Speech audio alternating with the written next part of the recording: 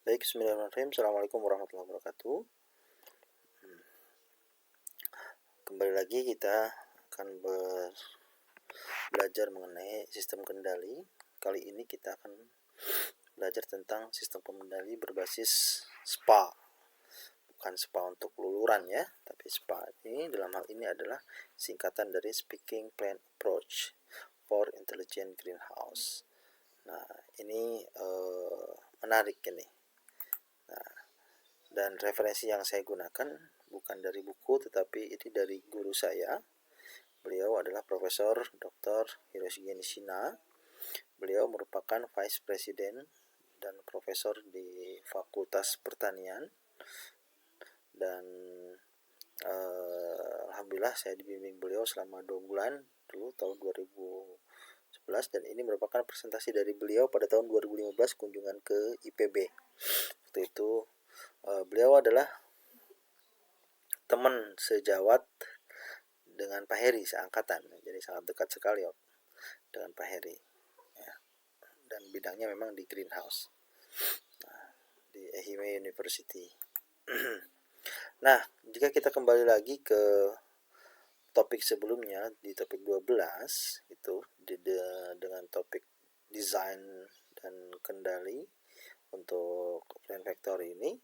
Nah, jika kita kategorisasikan desain dari model sistem kendali itu, jika kita kategorikan berdasarkan inputnya, maka model desain sistem kendali ini terbagi menjadi 3. Yang pertama manual, kemudian ada yang berdasarkan physiological status, dan yang terakhir adalah berdasarkan artificial intelligence atau berdasarkan hasil simulasi dan yang didapatkan model rule tertentu, sehingga itu menjadi input untuk sistem kendali yang dirancang gitu. Kalau manual, Anda tahu manual hanya mungkin disetting oleh si operator berapa nilai EC-nya untuk katakanlah untuk sistem kendali penyiraman ya. Nah, tapi kalau dengan physiological status, penyiraman itu bukan dikendalikan berapa EC-nya berapa ininya, tetapi dikendalikan berdasarkan kebutuhan tanaman. Jika tanaman layu, dia nyiram. Nah, itu pakai kamera.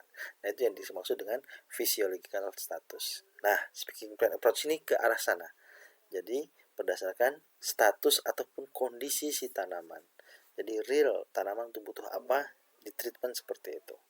Sehingga awalnya adalah ada pengukuran dulu, ada identifikasi dulu, dan ada deteksi dulu kan. Nah setelah itu baru ada treatment. Ya, gitu. Nah, ini merupakan plan factory. Kalau beliau mengklasifikasikan plan factory itu menjadi 2. Ada yang full close dan full control ya, artificial lighting completely closed. Kemudian ada juga intelligent greenhouse yang masih memanfaatkan energi surya.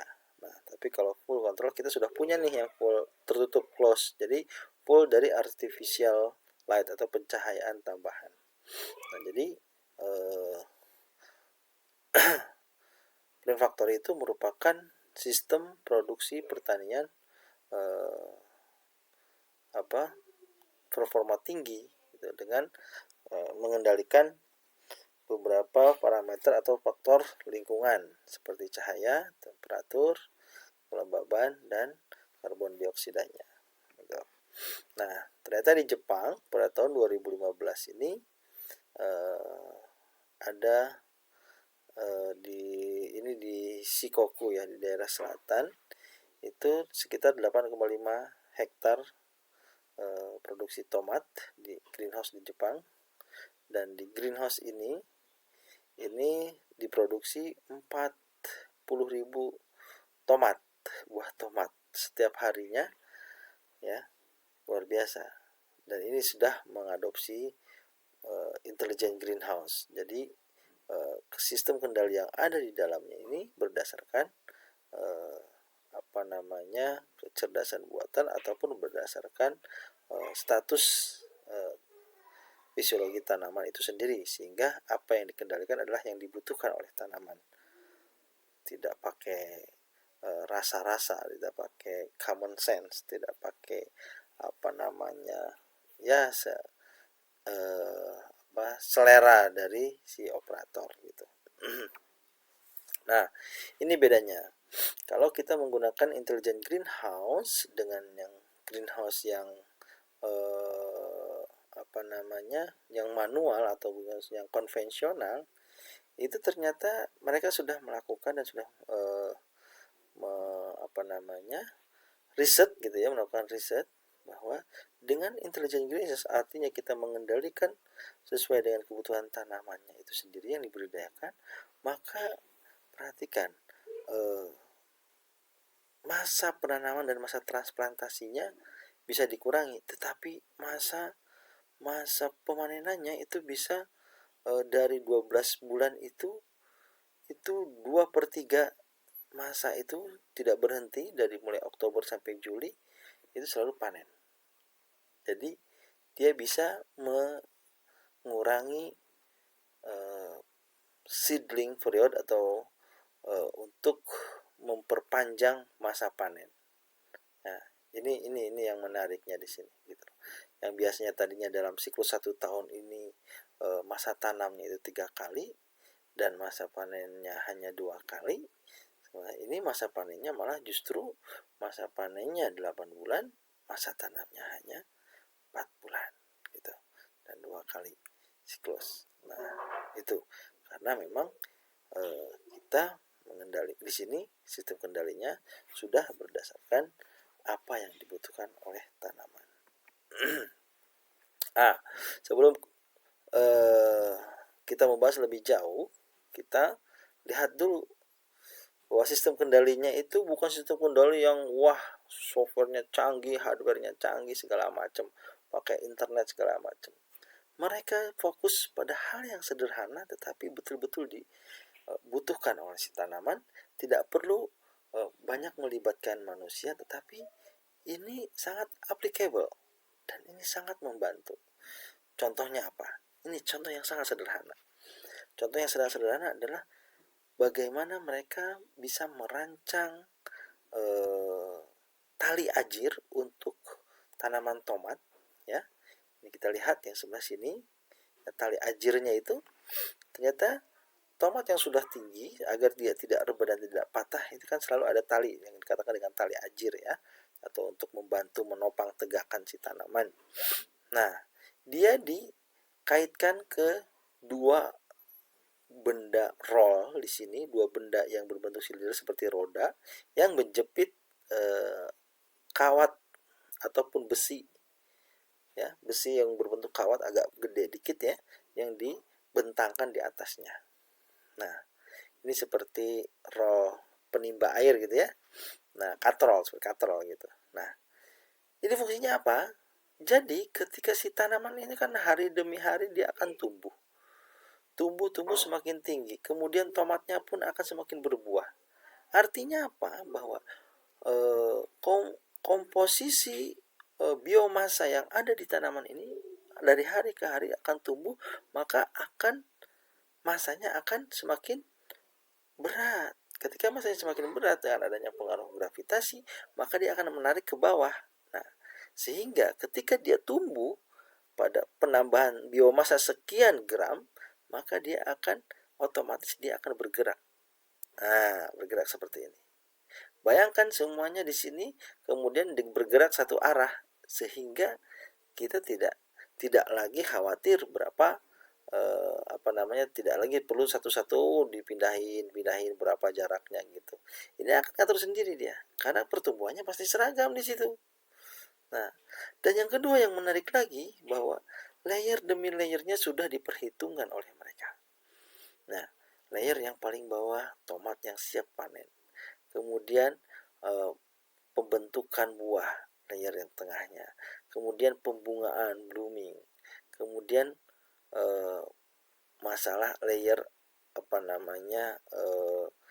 cabang percabangan dan juga penumbuhan meristemnya ini. Nah, ini menarik sekali. Jadi akhirnya seragam gitu loh, layer demi layernya. Nah, Jadi dari hal yang sederhana, tidak perlu alat kontrol, mikrokontrol yang canggih, kamera yang canggih segala macam, tetapi ini applicable. Nah, sehingga berpikir pada esensinya gitu, dan tidak perlu dioperasikan oleh manusia. Bayangkan sekian ribu tanaman di dalam satu greenhouse dengan luasan tertentu. Nah, itu menjadi solutif banget. Nah, baik, inilah yang dimaksud dengan speaking plan approach. Apa itu speaking plan approach? Kalau kita kembali lagi kepada tujuannya, bahwa untuk mengendalikan lingkungan tumbuh tanaman agar dia bisa tumbuh secara optimal, maka speaking plan approach itu didefinisikan sebagai the optimal crop cultivation condition should be achieved by monitoring the physiological status of the plant. Artinya bahwa pengendalian sesuatu lingkungan tumbuh tanaman itu akan optimal bila basis pengendaliannya itu berdasarkan status tanaman. Jadi apa yang dibutuhkan oleh tanaman kita berikan. Nah, jangan butuhnya apa ngasihnya apa, gitu ya. Butuhnya A ngasihnya B. Gitu.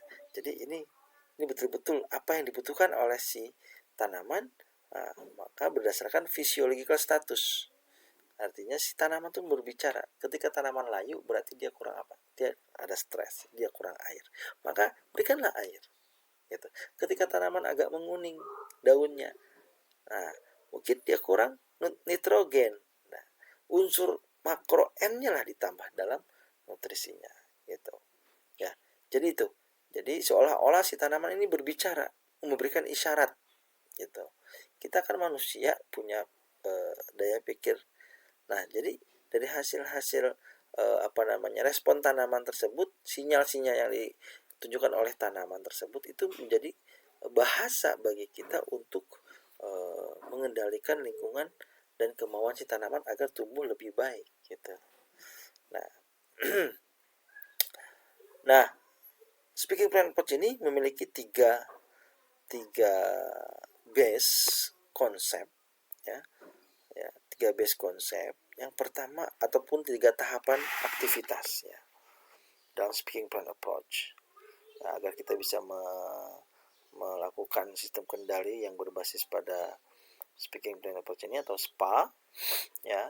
Yang pertama adalah pengukuran, measurement, ya, pengukuran. Bagaimana kita mau menyatakan status dari si tanaman kalau kita tidak bisa mengukurnya, gitu.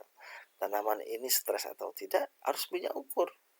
Stresnya permanen atau tidak harus bisa diukur itu. Nah, kemudian diagnosis yang kedua, didiagnosa. Nah, tadi sampai pada taraf diagnosa itu dia bisa disembuhkan atau enggak, penyebabnya apa, kalau ada penyakit penyebabnya apa. Dan yang terakhir, setelah ketahuan penyakitnya apa, baru dikasih tindakan atau treatment. Nah, sama aja seperti dokter, kita berpikirnya adalah sakitnya apa. Kan ditanya dulu kan, kalau Anda mau datang ke dokter sakit apa, berapa lama, nah itu didiagnosa dulu, gitu kan. Kemudian diukur suhunya, berapa suhunya, diukur berat badannya, gitu kan. Didengerin perutnya keruyukan atau enggak, gitu kan, yang diare misalkan gitu. Atau dilihat lagi intinya, kalau ada yang gatel-gatel, rorombeheun segala macam ya, kalau kata orang Budaman gitu ya. Nah, maka itu juga sama. Untuk sistem kendali kita harus tahu betul kondisi si tanaman butuh apa nantinya. Sehingga yang pertama adalah harus dilakukan tiga tahapan penting ini dalam konsep prinsip dari tahapan dari SPA ini. Yang pertama adalah pengukuran, measurement, kedua diagnosis, dan ketiga treatment. Tiga tahapan penting ini nih, harus Anda hafal betul ya. Nah, kemudian untuk membangun sistem monitoring kesehatan tanaman, salah satunya ini diaplikasikan dan yang berbasis pada SPA. Nah, seharusnya semua sistem kontrol atau sistem kendali yang dibangun atau yang dikembangkan itu mestinya berpijak pada tiga prinsip ini. Yang pertama adalah non destruktif. Tentu jangan sampai dia merusak tanaman, karena status fisiologi tanaman itu dari hari ke hari selalu berubah. Tanaman itu walaupun dia posisinya tidak bergerak itu, tidak berubah posisi, tetapi dari hari ke hari dia tumbuh, daunnya, batangnya berbunga, bahkan gitu kan, ada berbuah nantinya, seperti itu. Nah, dari hari ke hari itu berubah, tetapi jangan sampai dirusak. Kalau dirusak ya sudah tidak ada gunanya lagi. Kalau sudah rusak, ngapain kita treatment juga gitu loh. Sudah rusak, sudah telat gitu ya, tidak bisa dibetulkan dan tidak bisa memproduksi lagi nantinya ya. Kemudian yang kedua adalah simple dan mudah ya, tidak kompleks ya. Simple dan mudah, tidak kompleks dalam hal perawatannya, dan juga keep the reliability. Jadi realistis juga, jangan sampai ngawang-ngawang gitu ya. Jangan sampai seperti kita mau buat alat seperti alat magic gitu loh, ketok magic segala macam, dikasih gitu aja tanaman jadi tumbuh, gitu nggak mungkin. Tapi realistis, seperti apa dengan kaidah-kaidah ilmiah bahwa sistem kendali itu bisa dikembangkan. Dan yang terakhir adalah tentu faktor ekonomi, not expensive. Ini agar dapat dikomersilkan ya di masa depan, sehingga semakin murah itu dan semakin applicable, biasanya itu punya nilai visibility ekonomi yang tinggi itu untuk dikembangkan. Nah, salah satu contoh ini untuk memonitoring kesehatan tanaman adalah dengan memanfaatkan chlorophyll fluorescence imaging. Jadi citra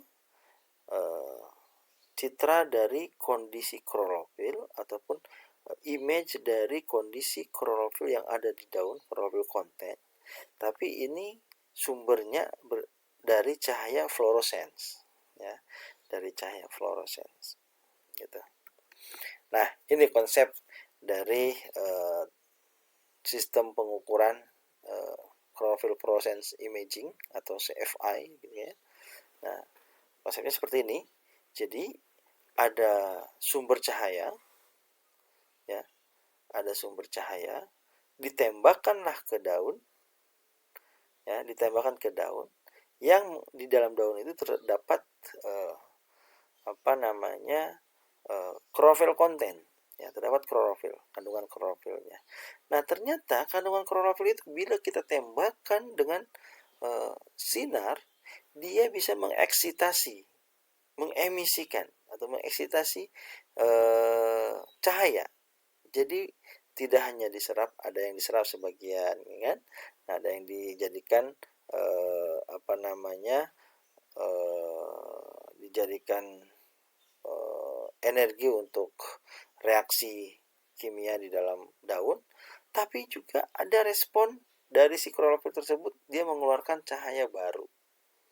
Ya, itu yang disebut dengan chlorophyll fluorescence. Jadi fluorescence itu biasanya yang diambil adalah emisi cahayanya gitu.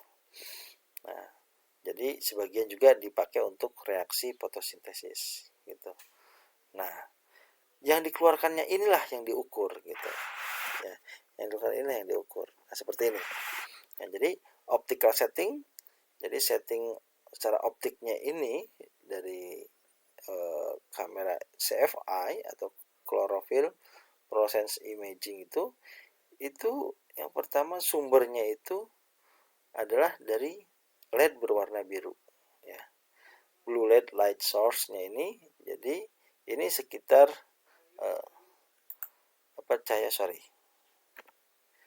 sumber cahayanya itu panjang gelombangnya sekitar lambdanya sekitar 600-an nanometer ya. Kemudian ditembakkan ke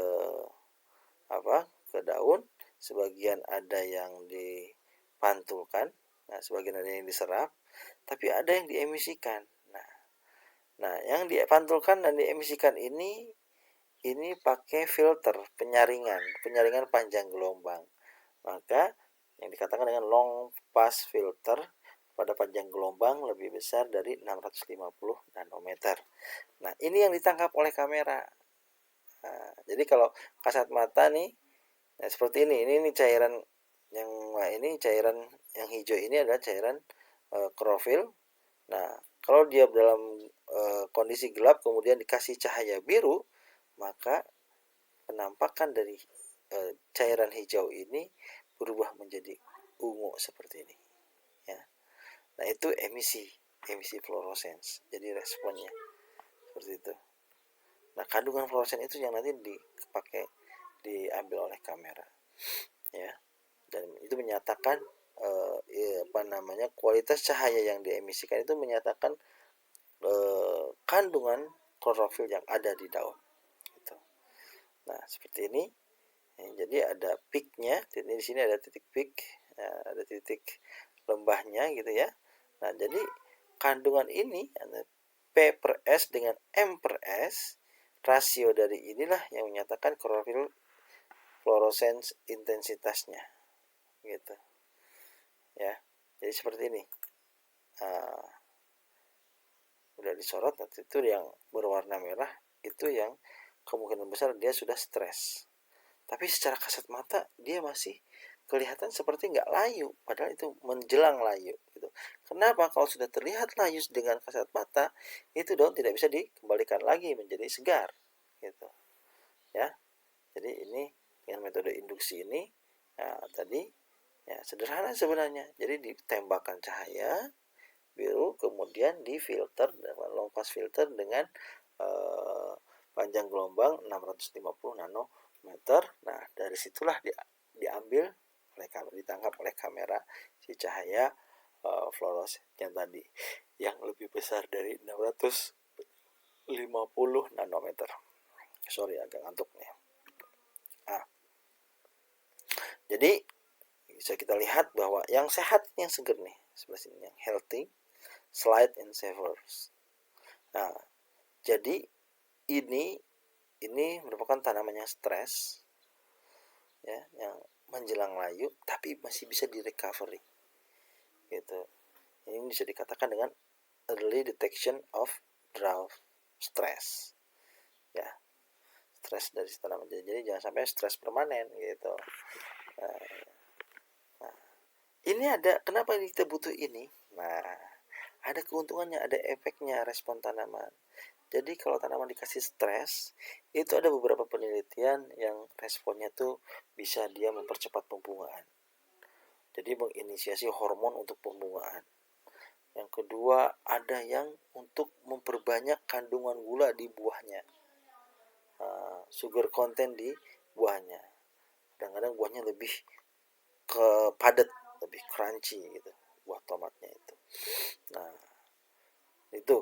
Jadi stres juga perlu tuh, manajemen stres. Jadi Anda juga kan sampai tahap ini kan melalui ujian itu dalam rangka stress treatment gitu loh.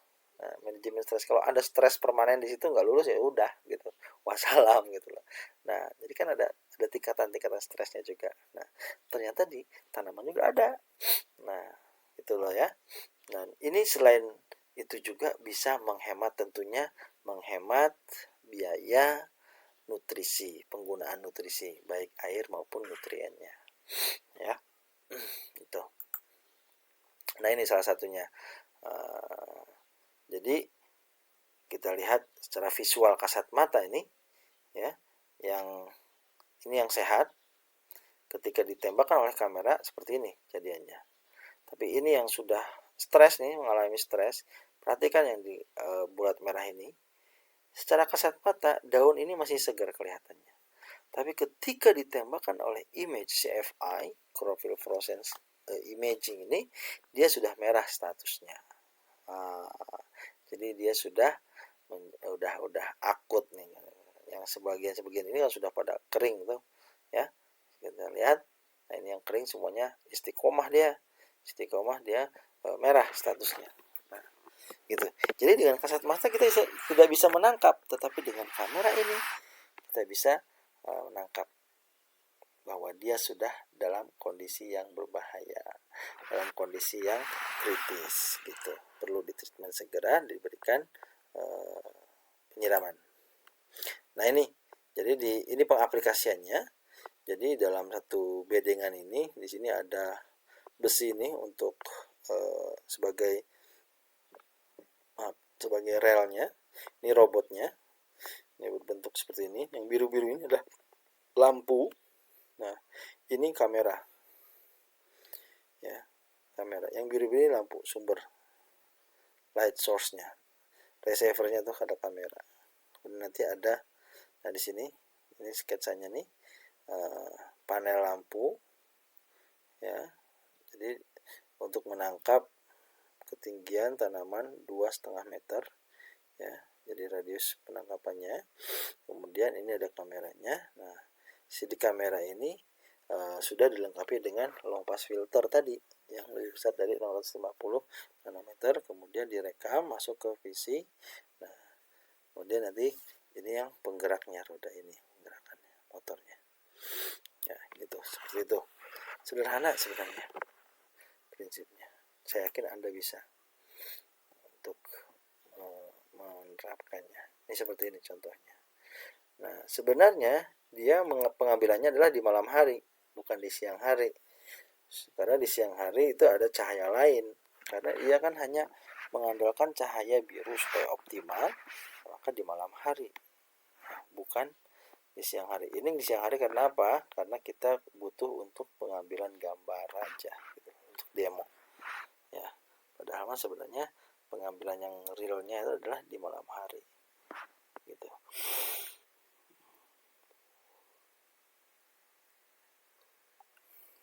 Nah, kerja jalan, ambil lagi, jalan, ambil lagi, gitu. Ya, seperti itu. Nah, seperti ini. Ya, sebenarnya pada malam hari di pengambilannya nih. Nah, jadi masukkan dalam satu blok, ini satu blok greenhouse, ya, dan sekitar dengan luasan 1,3 hektar. Nah, dia bisa satu robot, ya, satu robot.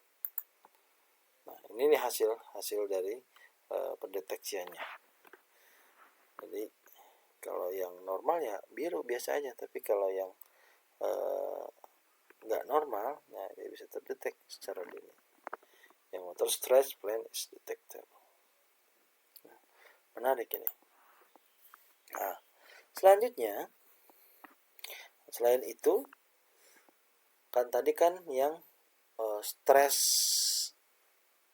yang tidak bisa dilihat secara kasat mata.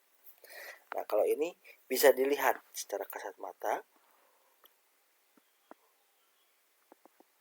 oleh kamera dengan leaf area index yang berubah. Jadi ketika si tanaman itu layu, dia pasti ngerecut kan, atau dia pasti ngerunduk gitu. Nah, dari atas itu kelihatan bahwa dia mulai layu gitu.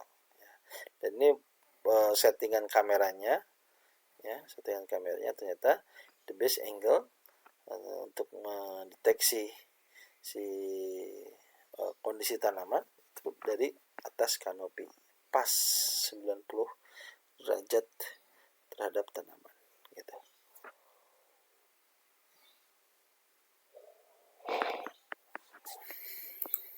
Nah, ini di dalam greenhouse. Ini saya dulu praktek juga di sini selama 2 bulan. Ini ada kameranya bisa digeser-geser di relnya ini. Nah, kemudian ini dosingnya, ya. Kemudian image-nya seperti ini. Nah, background-nya nanti dihilangkan tuh. Nah, awalnya ini dihilangkan dulu background-nya, kemudian dihitung secara otomatis oleh software, ya. Nah, seperti ini, ya, salah satu contohnya. Jadi dia perintahnya adalah ketika si kandungan airnya itu kurang dari 60%, maka dia nyiram. sampai titik 100% atau mendekatinya. Ketika 100%, maka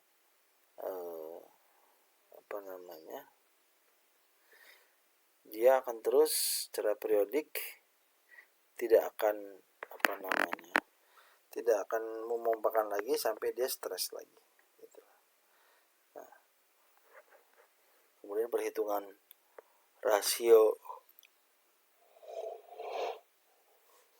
luasan daun itu projected leaf area dibagi jadi projected leaf area after irrigation.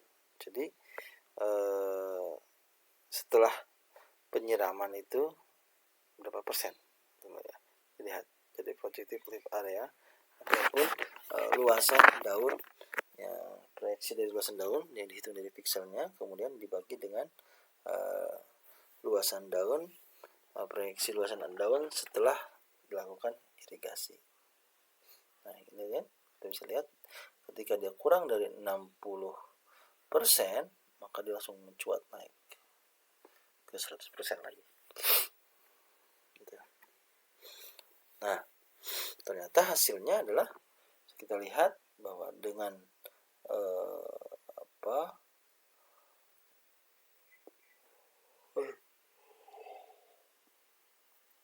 perlakuan stres itu dapat meningkatkan sweetness-nya atau nilai Brix-nya. Tetapi dari sisi bobot dia akan mengurangi, sehingga memang ada plus minusnya ya. Tidak, dia secara kandungan gulanya tinggi, tetapi malah justru bobotnya berkurang. Nah,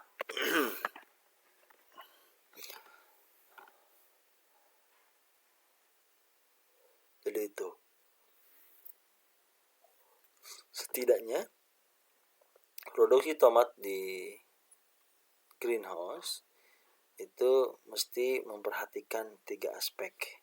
Yang pertama adalah waktu yang optimal, kemudian jumlah yang optimal, dan juga kualitas yang optimal. Nah, itu kalau Anda mau menjadi sebagai produsen tomat dalam greenhouse, maka 3 aspek inilah yang harus Anda perhatikan: waktu, quantity, and quality yang optimal. Nah, sebelum mereka membudidayakan, mereka selalu berpikir tadi, current condition itu harus diteliti. Yang dimaui atau yang diinginkan oleh si konsumen tuh tomat yang seperti apa sih?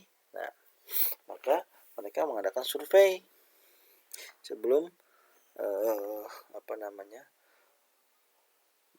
membudidayakan tomat. Survei pasar ini kita ditanya bentuknya lebih senang apa dari tomat ini. Pertama adalah bentuknya, yang kedua warnanya, yang ketiga ukuran besar kecilnya, kemudian rasanya, sweetness-nya, kemudian harganya. Nah, ternyata yang menjadi prioritas utama orang Jepang bahwa ketika dia mau membeli tomat, yang paling diperhatikan pertama kali adalah warnanya. Sebanyak 85% menyatakan bahwa warna adalah faktor yang paling penting.